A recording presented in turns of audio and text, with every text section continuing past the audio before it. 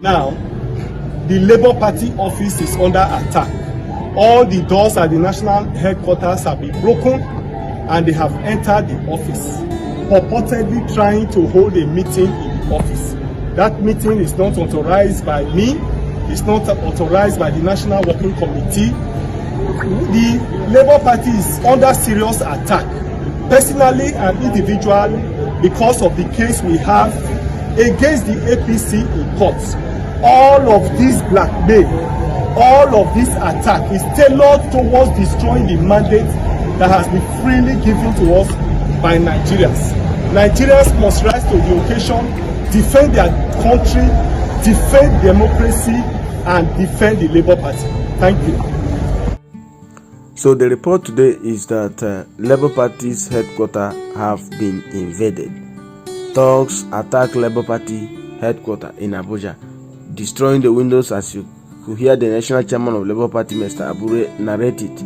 They shattered glasses, break doors, and all of that. What sort of nonsense is this?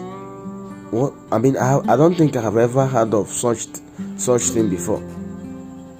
Labour Party SARS national chairman Julius Abure appoints acting chairman Lamidi Apapa amid crisis, and Labour Party is saying that they have not sacked their national chairman Julius Abure. That Julius Abure remains their national chairman. What sort of APC manipulation and machination is this? APC is really behind this nonsense.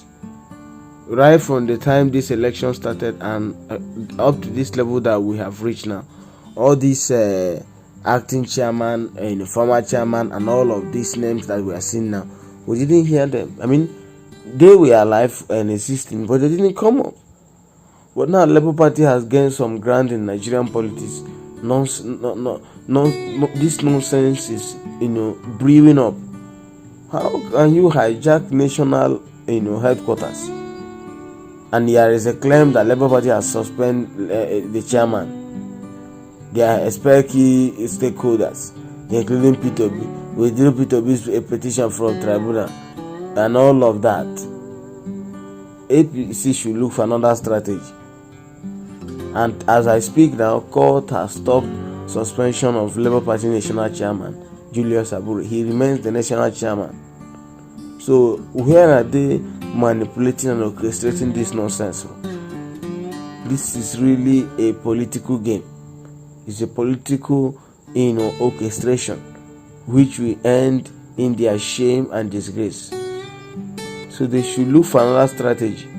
P2B's mandate is going to be reclaimed.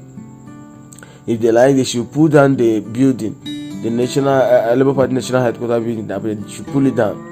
But that case in court will not be withdrawn. The Supreme Court must give their verdict. So they should deploy another strategy next time.